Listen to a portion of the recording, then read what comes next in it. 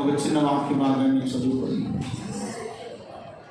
క్లుప్తంగా వివరించుకొని ఆశీర్వాదకరంగా ఈ ఆరాధన ముగించుకున్నాం. 2వ సంకీర్తన 11వ వాక్యాన్ని చదువుకున్నాం. భయభక్తులు కలిగి యెహోవాను సేవించుడి, గడగడ వణుకుచు సంతోషించుడి. ఆయన కోపము త్వరగా రగులుకొనును. తరలివచ్చండి, ప్రార్థన చేసుకుందాం. ఒక చిన్న ప్రార్థన మీరు కూడా చేయండి. ప్రభువా, కడవరి కాలం ఉంటున్నాం, ఎన్నో వాక్యాలు మేము వింటున్నాం, కానీ మా జీవితాల్లో మార్పు అనేది రావడం లేదయ్యా. మా జీవితాలు నీ వాక్యం చేత పలు విధాలుగా మమ్మల్ని హెచ్చరిస్తూ బలపరుస్తున్నప్పటికీ కూడా నీకు కోపాన్ని రేపే బిడ్డలుగానే ఉంటున్నాం. ప్రభువా, దయచేసి మమ్మల్ని క్షమించండి. ప్రభువా, ఈ దినం మనం చదివిన లేఖనముల నుండి కొద్ది నిమిషాలు మాట్లాడండి. నీ మాటలు వినగలిగిన చెవిని గ్రహించే హృదయం, వాక్యానుసారమైన జీవితాలు నాకును నీ బిడ్డలకు ప్రసాదించండి. ప్రభువా, మీరు అక్కడ సమీపిస్తున్న దినాల్లో ఉన్నా. ప్రభువా, నీ వాక్యానికి ఎలాగో మీ దగ్గరగా జీవించాలో నీ కృపను మాకు అనుగ్రహించండి. మాతో మాట్లాడి మమ్మల్ని బలపరచండి. యేసు నామమున ప్రార్థన చేస్తున్నాను తండ్రి, ఆమేన్. హల్లెలూయా. జాగ్రత్తగా దేవుని వాక్యాన్ని మనం విన్నాం. వాక్యాన్ని మనం ప్రతి ఆదివారం వింటున్నాం, ప్రతి కృతజ్ఞత కుడికల్లో వింటున్నాం, ఆయా సందర్భాల్లో దేవుని మాటలు వింటున్నాం, కానీ మన జీవితాల్లో మార్పు అనేది కలగటం లేదు. మన మనస్సాక్షి ఎలా ఉందంటే వాత వేయబడిన మనస్సాక్షి వలె ఉంటున్నాం. దేవుని సన్నిధిని ఎలాగో మనం జీవిస్తున్నామో, ఎలాగో దేవుని వెంబడిస్తున్నామో, ఒక సంపూర్ణమైనటువంటి అవగాహన లేకుండా భక్తి చేయడాన్ని బట్టి మన జీవితంలో ఎన్నో శ్రమలు, బాధలు మన జీవితంలో సంభవించడానికి గల పరిస్థితులు మనం ఎదుర్కొంటూ ఉన్నాం. ఏది ఏమైనప్పటికీ ఈ రోజున దేవుని వాక్యం ద్వారా కొద్ది నిమిషాలు ప్రభు మనతో మాట్లాడి మనల్ని హెచ్చరించి మనల్ని బలపరచును గాక. చెప్పండి ఆమేన్. 2వ సంకీర్తన 11వ వాక్యంలో మనం చదువుకున్నటువంటి చక్కని ప్రాముఖ్యమైన వచ్చిన భాగం ఏంటంటే, భయభక్తులు కలిగి యెహోవాను సేవించుడి, గడగడ వణుకుచు సంతోషముగా ఉండుడి అంటున్నాడు. తల వెళ్తున్న వైపు చూడాలి. భయభక్తులు కలిగి యెహోవాను సేవించండి. ప్రభుని సేవించాలి అంటే మనలో మొదట ఏముండాలి? భయభక్తులు ఉండాలి. భయభక్తులు లేనివాడు యెహోవాను సేవించలేడు, యెహోవా మార్గమున నడవలేడు. ఎవరైతే భయభక్తులు కలిగి ఉంటారో వారు మాత్రమే యెహోవాను సేవిస్తారు. వారు మాత్రమే దేవుని సన్నిధిలో ఎలా ఉంటారు అంటే గడగడ వణుకుచూ ఉంటారు. ఈ రోజున చాలా మంది మందిరానికి వస్తూ వాక్యాలు వింటూ దేవుని మీద ఉన్నటువంటి ఆ భయభక్తులు కలిగినటువంటి జీవితాన్ని మానుకొని దేవుని సన్నిధిలో వణకలేని స్థితిలో, దేవుని సేవించలేని స్థితిలో, దేవుని గణపరచలేని స్థితిలోకి మానవుడు దిగజారిపోవడానికి గల కారణం ఏమిటో ఎప్పుడైనా ఆలోచిస్తున్నామా?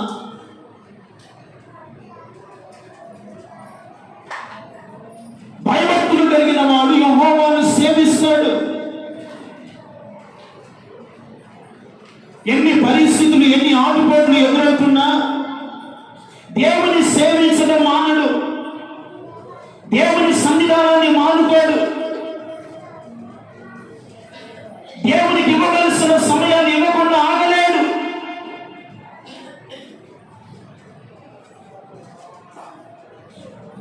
ఆదివారం అయితే ఏమంటే వెళ్దాంలే, ఈరోజు మళ్ళా ఆరాధన కాదు కదా, రేపు వచ్చే ఆదివారం అయితే మొదటి ఆదివారం బల్ల ఆరాధన ఉంటుంది, అప్పుడు వెళ్ళి దేవుని సేవించవచ్చు, దేవుని ఆరాధించవచ్చు.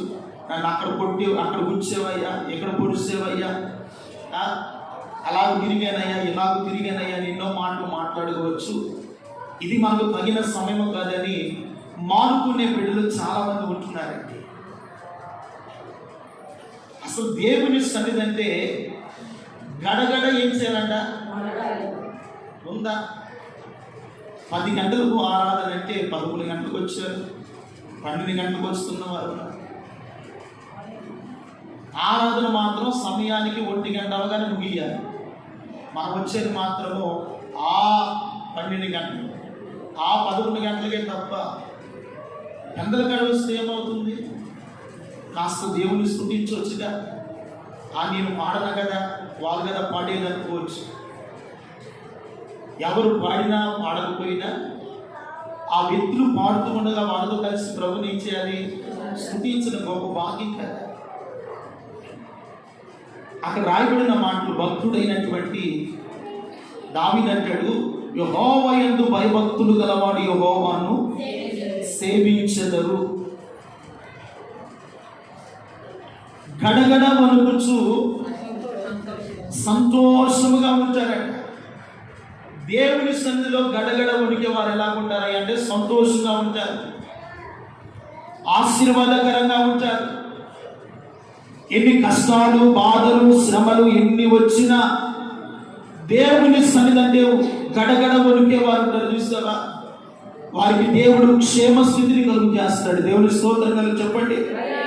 వారికి నెమ్మదిని కలుగు చేస్తాడు. ఎందుకంటే నా కుమారుడు నా సన్నిధిలో గడగడ వణుకుచూ ఉన్నాడు, నా కుమార్తె నా సన్నిధిలో వణుకుచూ నన్ను సేవిస్తూ ఉన్నారు, నా మాటలను ధిక్కరించకుండా నడుస్తూ ఉన్నారు. కనుక వారి హృదయంలో నేను సంతోషమును నింపుతాను. దేవుని స్తోత్రం చెప్పండి. ఈరోజున చాలా మంది దేవుని యందు భయభక్తులు మానుకుంటున్నారు, ప్రభుని సేవించడమే విసిరి పెడుతున్నారు. మరి సంతోషం ఎక్కడ దొరుకుతుంది? నెమ్మదిని ఎక్కడ అనుభవిస్తారు? దేవుని సన్నిధిలో ఉన్నటువంటి ఒక కృపను ఎలా పట్టుకోగలుగుతారు? అందుకని ఫిలిప్పీయులకు రాసినటువంటి పత్రిక 2వ అధ్యాయం 12వ వాక్యంలో, కాగా నా ప్రియులారా మీరు ఎల్లప్పుడూ విధేయులై ఉన్న ప్రకారము కాక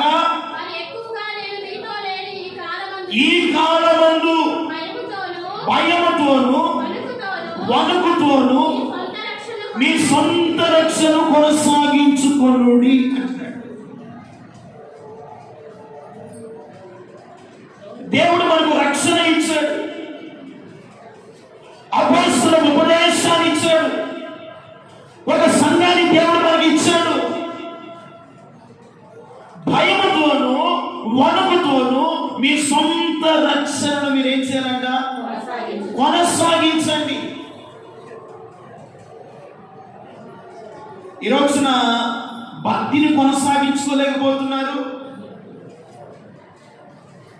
రక్షణను కొనసాగించుకోలేకపోతున్నారు, దేవుని యొద్ద ఉన్నటువంటి ఆశీర్వాదాన్ని పొందలేకపోతున్నారు. మరి ఏ విధముగా మన కుటుంబాల్లో సంతోషం ఉండదు అనుకుంటున్నారు? ఏ రీతిగా మనం దేవుని మేలు పొందుకుంటామని మీరు అనుకుంటున్నారు? మన జీవితాల్లో ఆశీర్వాదమైన సమాధాన స్థితి అయినా ఒక నెమ్మదిని మనం అనుభవించాలి అంటే భయభక్తులు కలిగి యెహోవాని ఇచ్చేనంటే మనము సేవించుడి. బైబిల్ యెహోషువ ఉన్నాడు, కాలేబులు ఉన్నారు. వారు దేవుని యందు భయభక్తులు కలిగి ఒక నిండు మనస్సుతో, ఒక పూర్ణ హృదయముతో ప్రతి దినము యెహోవాను సేవించారంట. దేవుని స్తోత్రం చెప్పండి.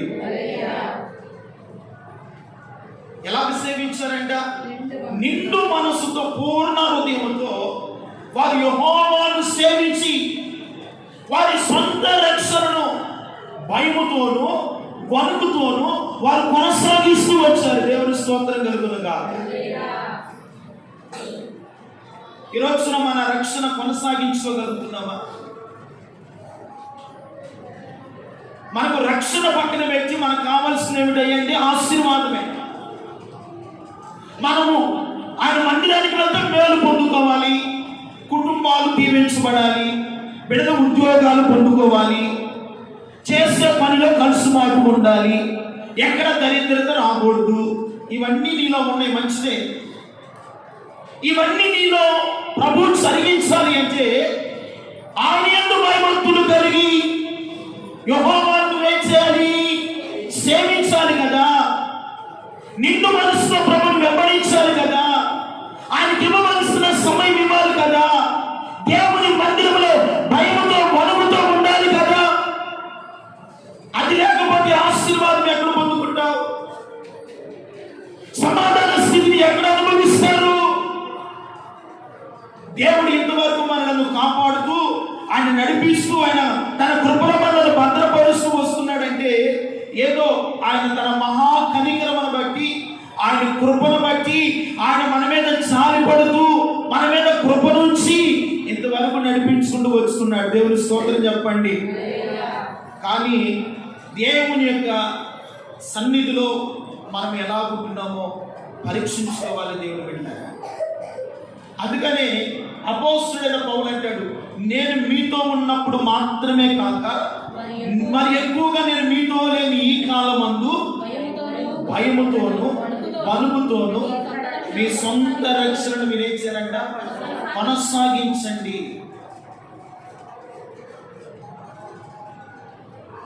దేవుడంటే భయపడువాడు దేవుని మందిరాన్ని మానుకోడండి. నెంబర్ 1. ఎవరంటే భయపడేవాడు? దేవునికి భయపడేవాడు దేవుని సన్నిధిని మానడు. దేవుని భయపడుకువాడు దేవునికి ఇవ్వవలసిన సమయాన్ని దేవునికి ఇస్తాడు. ఆయన సేవించవలసిన సమయంలో దేవుని మాత్రమే సేవిస్తాడు. వారి కుటుంబాలు కూడా ఆ విధమైనటువంటి దీవెనలతో నింపబడతాయి. దేవుని స్తోత్రం చెప్పండి. భయము లేనివాడు, ప్రభుని సేవించలేని వారి జీవితాల్లో దీవెన కాదు కదా, ఏ ఆశీర్వాదం కూడా వారు పొందుకోలేరు. నిదర్శనం ఏమిటంటే కలవరపరిచే శోధనలు యోసేపుకు వచ్చింది. ఎవరికి వచ్చింది? యోసేపు జీవితంలో కలవరపరిచే శోధనలు, కృంగదీసే భయములు యోసేపు జీవితంలో ఎదురయ్యి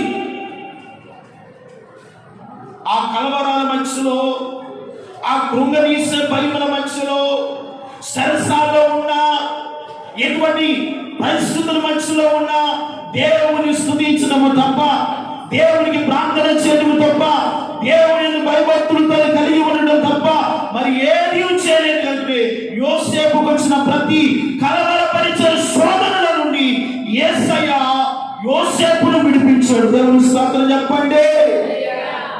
ఈ రోజున కలవరపరిచే శోధనలు, శ్రమలలో నువ్వు కృంగిపోవడానికి గల కారణం ఏమిటో తెలుసా? ఎన్ని భయములు నిన్ను వెంటాడుతున్నా యెహోవాను సేవించడం మీరందరూ మానకుండా ఉందురుగాక. హల్లెలూయా. ఆయన్ని సేవించడం మానకూడదు, ఆయన సన్నిధానాన్ని మానుకోకూడదు, ఆయన సన్నిధిని నిర్లక్ష్యం చేయకూడదు. అలాగూ చేస్తేనంట ఆయనకి త్వరగా కోపము రగులు కొడును అంటాడు. ఎవరికి?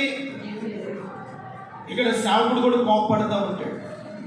మిమ్మల్ని చూస్తే మీ పరిస్థితులు చూస్తే ఇక్కడ నాకు కూడా వాతావరణం మారిపోయింది. ఒక భౌతికమైనటువంటి శరీరంలో ఉన్న మానవుడైన నాకే అంత కోపంగా ఉంటే ఆకాశమందల దేవుడు ఎంత ఆయన కోపపడతాడో ఆలోచిస్తున్నావా? అందుకని ఆయనకు త్వరగా కోపము రగులు కొనును.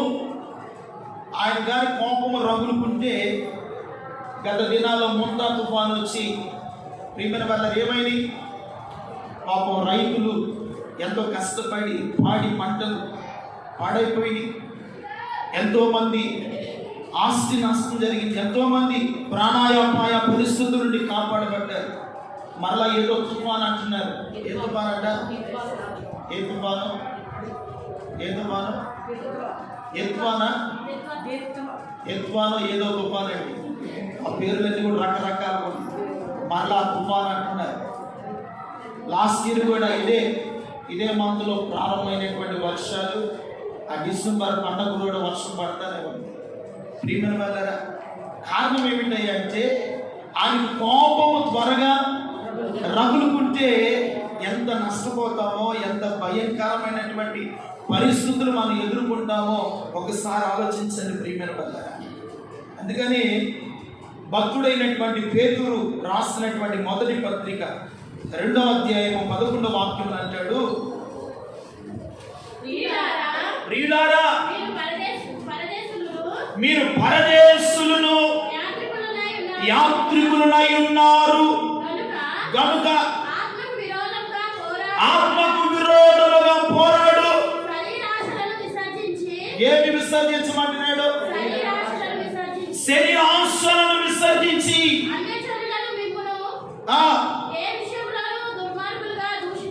దూషించుదురో మీరు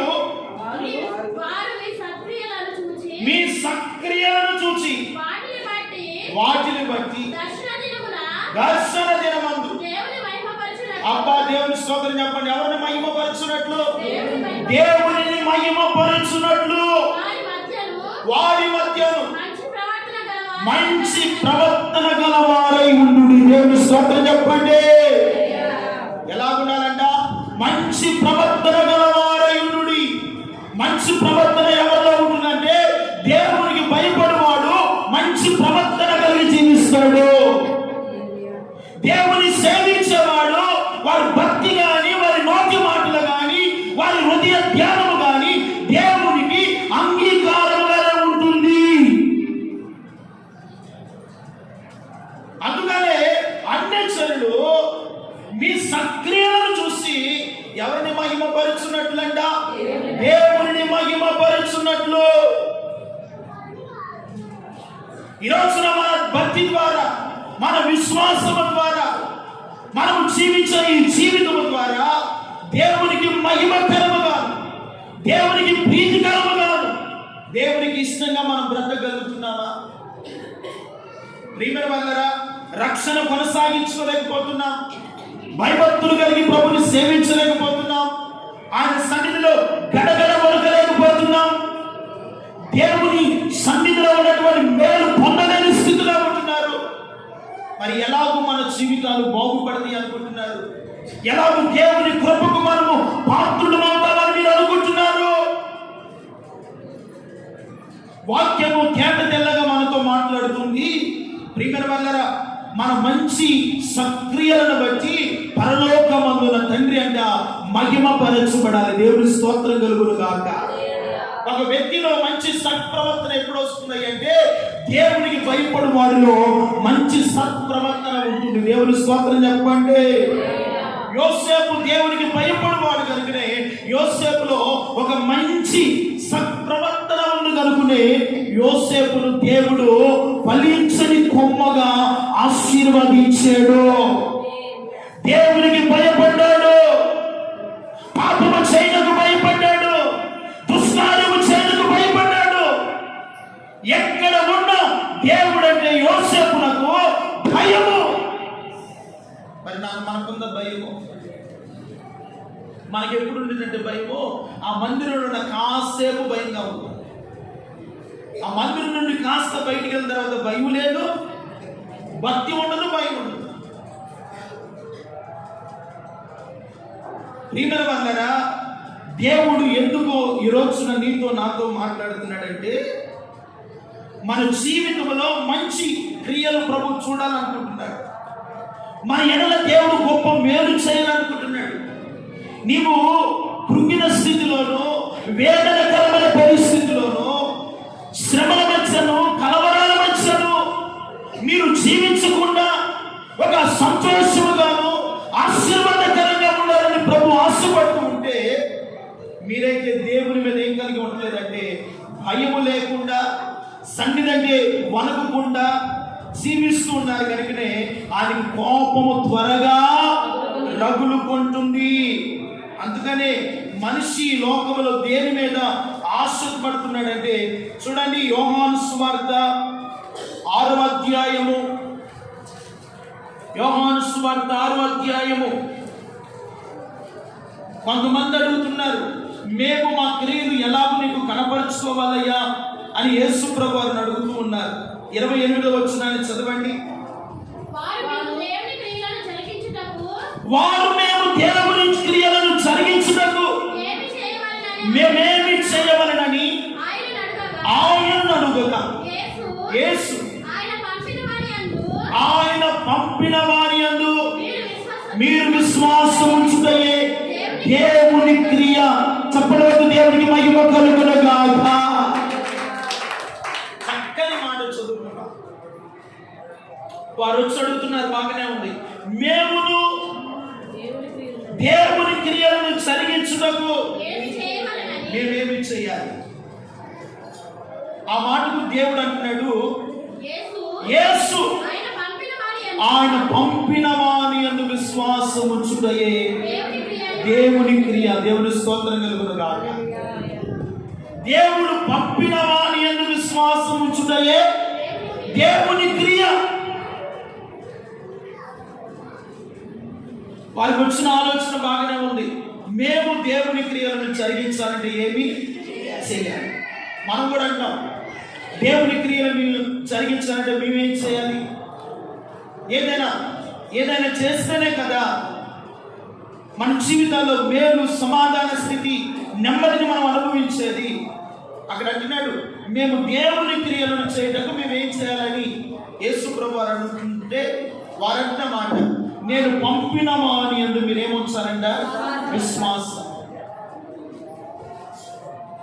మనం పంపిన వాని యందు విశ్వాసం ఉంచము, దేవుని మాటలు నమ్మము, దేవునికి భయపడము.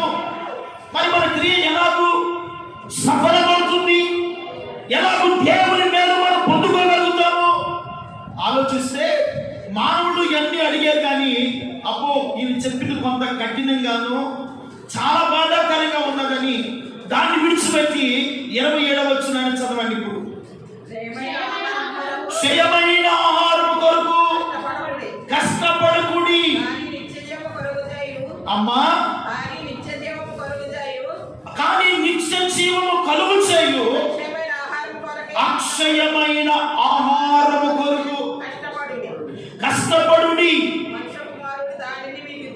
మనుష్య కుమారుడు దానిని మీకు ఇచ్చెను. దేవుని స్తోత్రం చెప్పండి. మేము మంచి క్రియ, దేవుని క్రియ జరిగించాలంటే ఏం చేయాలని ప్రభువుని అడిగారు. నేను పంపిన వాని యందు మీరు విశ్వాసం ఉంచండి అని ప్రభు చెప్తే, ఆ అడిగిన వారు పంపిన వారి యందు విశ్వాసం ఉంచకుండా క్షయమగు ఆహారము కొరకు కష్టపడుతున్నారు. కానీ నిత్య జీవము కలుగు చేయు ఆహారము కొరకు వారు కష్టపడలేదు, దాని కొరకు ప్రయాసపడలేదు.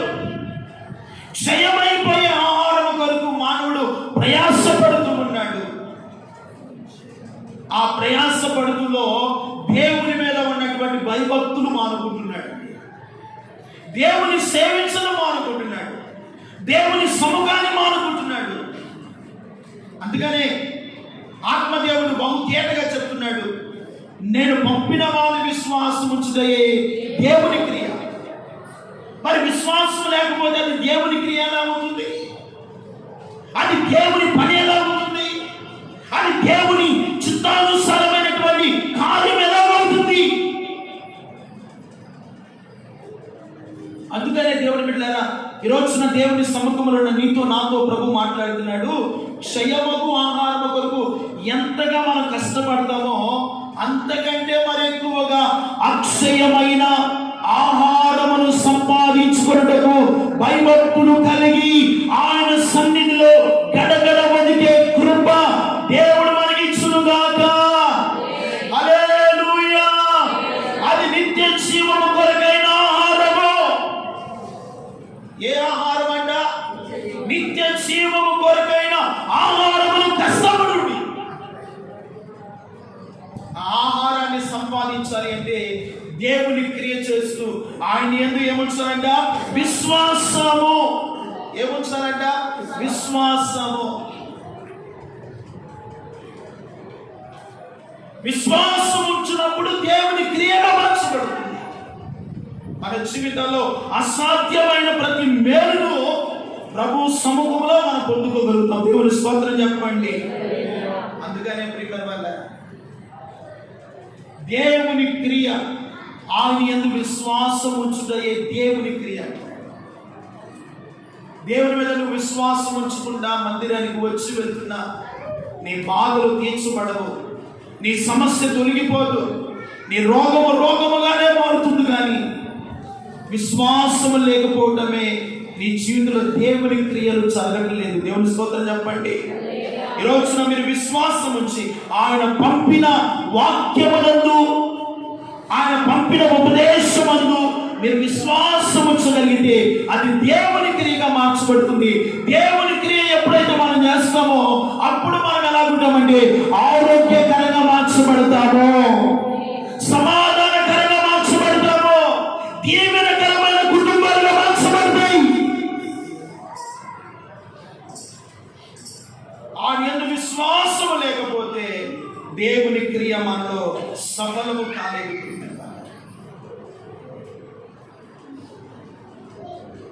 ఈరోజున దేవుని మాటలు వింటున్న మన జీవితాల్లో ఆయన వాక్యానుసారంగా మనం జీవించాలి అంటే భయభక్తులు కలిగి యెహోవాను మొదట సేవించాలి. ఆయన సన్నిధి అంటే రెండవది ఎలా ఉండాలంట? గడగడ గడగడ వనకాలి. సన్నిధానానికి గడగడ వనకాలి. అమ్మో సమయం అయిపోతుంది, నా దేవుని మందిరానికి వెళ్ళాలి, నా దేవుని సన్నిధిలో నేను కూర్చోవాలి, నా దేవుని నేను స్తుతించాలి, నా దేవుని వాక్యమును నేను వినాలి. ఆశ కలిగిన వాడు దేవుని సన్నిధికి సమయానికి వస్తాడు. దేవుని స్తోత్రం చెప్పండి. వెళ్దాములే, విన్నాములే, చేద్దాములే, చూద్దాములే అనుకున్నవాడు సమయానికి వస్తాడండి. దేవుని స్తుతించగలుగుతాడండి, దేవుని మహిమపరచగలుగుతాడా, దేవుని సేవించగలుగుతాడా, వాడు దేవుని మీద విశ్వాసం నిలపగలుగుతాడా. అందుకని దేవుని క్రియ మనలో ఈ రోజున జరగకపోవడానికి గల కారణం ఏంటో తెలుసా? ప్రియమైన వాళ్ళరా, ఈ లోక సంబంధమైనటువంటి పరిస్థితుల వైపు మనం చూస్తున్నాము, కానీ ఏ దేవుని వైపు చూస్తే ఆశీర్వాదం పొందుతామో, ఏ దేవుని మందిరంలో చూస్తే మనము మేలు పొందుకుంటామో, ఏ దేవుని సముఖంలో ఉంటే మన కుటుంబాలు దీవించబడతామో ఆ దేవుణ్ణి మనం మర్చిపోతున్నాం. ఆ దేవుని సన్నిధిలో వణకలేకపోతున్నాం. మన సొంత రక్షణ దేవుని సన్నిధిలో కొనసాగించలేకపోతున్నాము. ఈ సంవత్సరం ఆఖరిలోనికైనా వస్తున్నా మీ రక్షణ దేవుని సన్నిధిలో భయముతో వణుకుతో కొనసాగించుకునే చక్కని కృప నా దేవుడు మనందరికి ఇచ్చును గాక. ఆ కృపలో మనమందరం నడిపించబడుదుము గాక. రెండవదిగా చూస్తే ఎఫెసీ పత్రిక 5వ అధ్యాయం 10వ వాక్యాన్ని మనం చదువుకుంటే, గనుక ప్రభువుకి ఏది ప్రీతికరమైనదో దాన్ని పరీక్షించుచు వెలుగు సంబంధుల వలె నడుచుకొనుడి అంటున్నాడు. దేవుడికి ఏది ప్రీతికరమైనదో దానిని మీరు ఏం చేయాలంట? పరీక్షించాలి. పరీక్షించి వెలుగు సంబంధుల వలె మీరు నడుచుకొనుడి. దేవునికి భయపడి వాడు ఎలాగ నడుస్తాడంటే వెలుగు సంబంధిగానే నడుస్తాడు. చీకటి సంబంధిగా నడవడు, భక్తిహీనుడు నడిచినట్లుగా నడవడు, అవిధేయుడు జీవించినట్లుగా జీవించడు. ప్రభువుకి ఏది ప్రీతికరమైనదో దాన్ని ఏం చేస్తాడంటే పరీక్షించేవాడై ఉంటాడు. దేవుని స్తోత్రం చెప్పండి.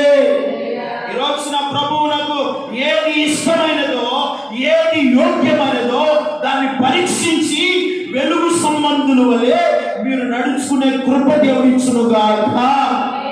వెలుగు సంబంధుల వలె ఏం చేయాలంట? నడుచుకోవాలి. తర్వాత మాట్లాడాడు చదువు. ఇదిగో నిష్ఫలమైన అంధకార క్రియలను వాటిలో మీరు ఏమైపోకూడదంట? పాలివారై ఉండక వాటిని ఏం చేయమంటున్నాడు? ఖండించుడి.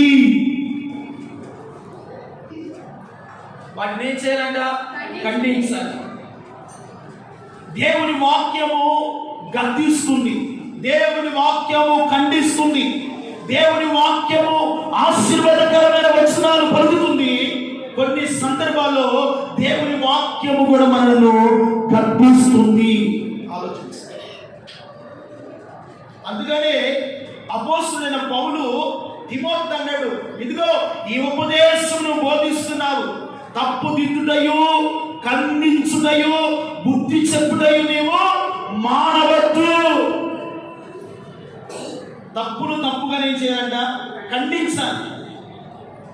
దాన్ని ఖండించకుండా దేవుడి ఆశీర్వాదం మీ మీద ఉంటుంది. ప్రియులారా, దేవుడు మీ కుటుంబాలు వర్ధిల్ల చేస్తాడు, దీవిస్తాడు అని చెప్పారనుకో, నేను నేరస్తున్నా అవుతాను. తప్పును తప్పుగా ఏం చేయాలంట? ఖండించాలి. వారు సరి చేసుకున్నా సరి చేసుకోకపోయినా తప్పు తప్పుగానే ఖండించినప్పుడు ఆత్మదేవుని క్రియ జరుగుతుంది. దేవుని స్తోత్రం చెప్పండి. అందుకని అంధకార సంబంధమైనటువంటి క్రియలలో పాలువారై ఉండక వాటిని మీరు ఏం చేయమంటున్నాడు? ఖండించండి.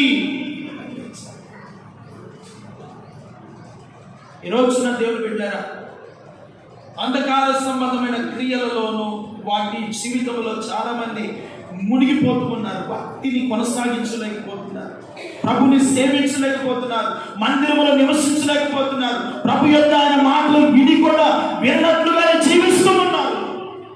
అందుకని దేవుడు ఆయా సందర్భాల్లో ఆయా సమయాల్లో దేవుడు తన వాక్యము చేత మనను ఖండిస్తూ ఉన్నాడు. దేవుని స్తోత్రం చెప్పండి. ఆయన ఖండించినప్పుడు, ఆయన గద్దించినప్పుడు ఆయన మాటకు మీరు ఏం చేయొద్దంటాడు? ఇసుకవద్దు. ఇందాక చదివినటువంటి కీర్తన 32వ కీర్తన అన్నాడు కదా, అక్కడ రాయబడిన మాట, గుర్రమును బట్టి కంచడి గాడిదను అలాగూ మీరు ఉండకుడి, దాన్ని వారుతో తేబడినట్లు కళ్ళెము బిగించి. ఒకవేళ కళ్ళు మేకపోతే గుర్రము వాడి మాట వినదంట. మీరు వాడి వలె ఉండకుడి, బుద్ధి జ్ఞానము లేని కంచడి గాడిద వలె, గుర్రమునైనను కంచడి గాడిద వలెనను మీరు ఉండకూడి. ఈ లోక సంబంధమైన క్రియలు జరిగించిన వారందరూ కూడా ఏమనుకుంటారు అంటే బుద్ధి జ్ఞానం లేని కంచడి గాడిద వలె తిరుగుతూ ఉంటారు.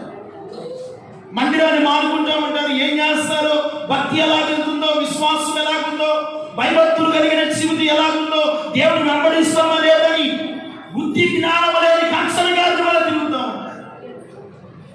మరలా దేవుని ఆశీర్వాదం కావాలంట. మళ్ళా దేవుడు మాకు ఎందుకు ఈ శ్రమ, ఎందుకు ఈ రోగము, ఎందుకు ఈ కష్టము, ఎందుకు ఈ బలహీనత అని దేవుడి మీద నెపాలు మోపే వారు చాలా మంది ఉంటారండి. వారి వలె మీరు ఉండకూడి అంటున్నాడు. ప్రభువునకు ఏది ప్రీతికరమైనదో దాన్ని మీరేం చేయాలంట? పరీక్షించండి. సంవత్సరం ఆఖరులోనైనా దేవునికి ఇష్టమైనది ఏమిటో పరీక్షించండి. మేలైన దానిని ప్రభు కొరకు చేయండి. తప్పకుండా దేవుడు మీ జీవితాల్లో ఈ సంవత్సరం ఆఖరులో మీరు ఏది దేవుని స్థలంలో ఆశపడుతున్నారో, దేవుని యొక్క దేని కొరకైతే మీరు ప్రార్థన చేస్తూ వస్తున్నారో, దేవుడు మీ ఎడల చేయవలసినటువంటి మేలులన్నీ కూడా నా దేవుడు జరిగించునుగాక. ప్రభుకి ఏది ప్రీతికరమైందో దాన్ని ఏం చేయాలంట? పరీక్షించండి. పరీక్షించండి. ఏదైనా వస్తువు కొనాలంటే దాన్ని ఏం చేస్తాము? పరీక్షిస్తాం, చూస్తాం. అలాగనే దేవునికి ఏది ఇష్టమైనదో దాన్ని కూడా మీరు ఏం చేయాలంట?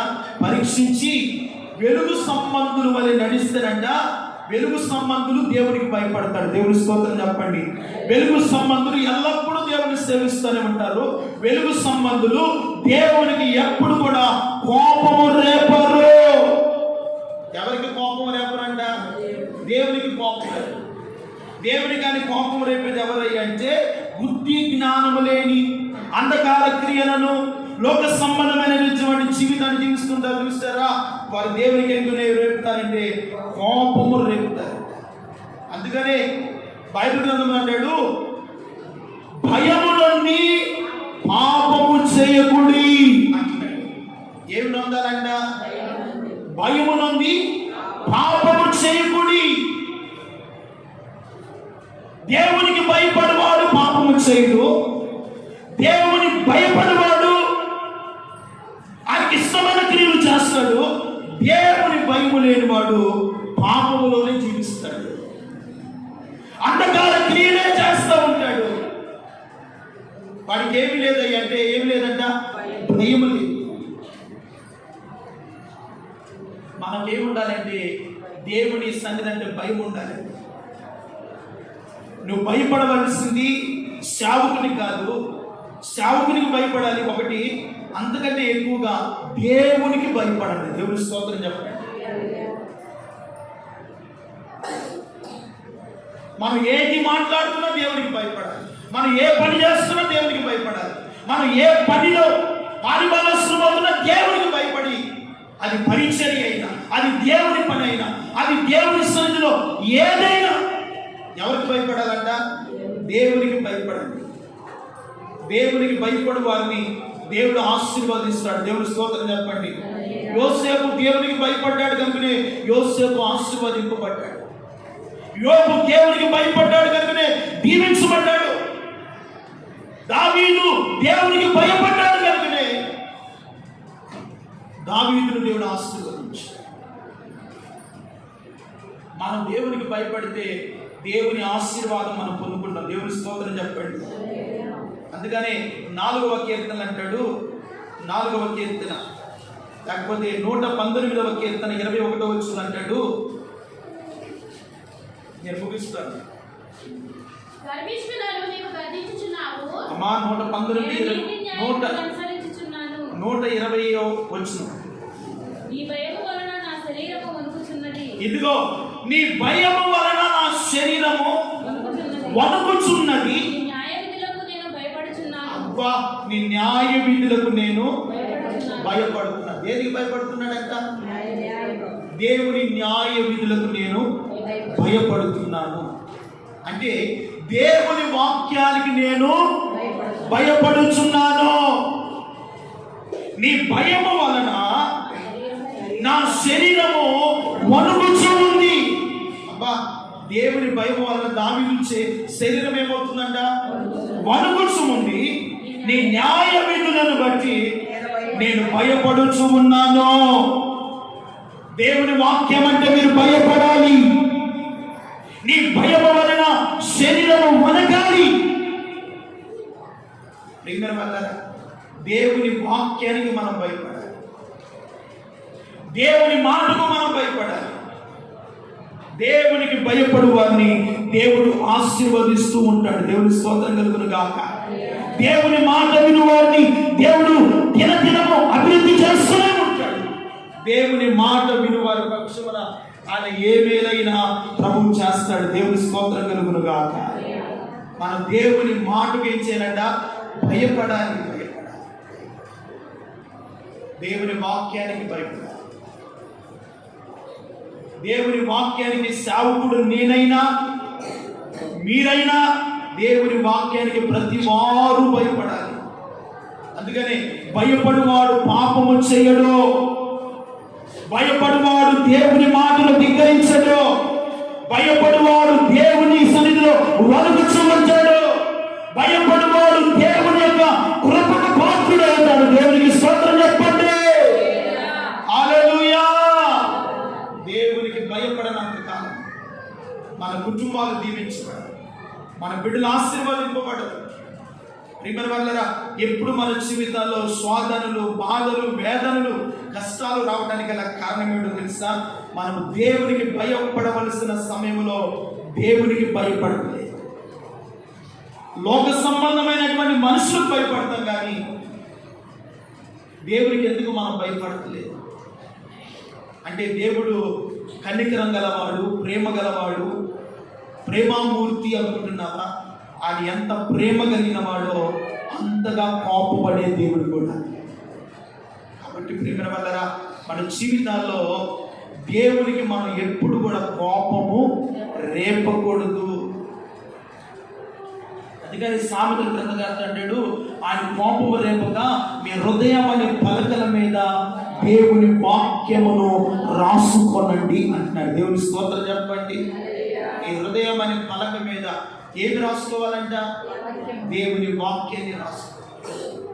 ఆయన మాటలను, ఆయన కట్టడలను మీ హృదయం మీద రాసుకుంటే ఆయన సన్నిధిలో వణుకుతూ ఉంటారు, భయపడుతూ ఉంటారు, దేవునికి లోబడి జీవిస్తూ ఉంటారు. ప్రియమైన వాళ్ళరా, అందుకని మూల వాక్యం అంటాడు కదా, భయభక్తులు కలిగి యెహోవాను సేవించుడి, గడగడా వణుకుచు సంతోషంగా ఉండి. దేవుని స్తోత్రం చెప్పండి.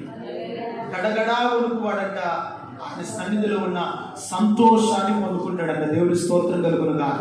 అందుకని దావీదు అంటాడు, నీ సన్నిధిలో సంపూర్ణ సంతోషము కలదు, నీ కుడి చేతిలో నిత్య సుఖములు కలవు. దేవుని స్తోత్రం కలుగునుగా. ఆయన సన్నిధిలో ఉన్న సంతోషాన్ని, ఆయన సన్నిధిలో ఉన్న ఆనందాన్ని అనుభవిస్తారు. ఆయన సన్నిధిలో ఉన్న మేలు పొందుకుంటారు. ఆయన సన్నిధిలో ఉన్న ప్రతి ఆశీర్వాదానికి పాత్రులు అవుతారు. ఎప్పుడంటే ఆయనకు భయపడి ఆయన సన్నిధిలో మనం ఏం చేయాలంట? గడగడ వనకాలండి. దేవుడు పెట్టారా? దేవుని సన్నిధిలో వనకటం నేర్చుకోండి. మీ సొంత రక్షణ కొనసాగించడం నేర్చుకోండి.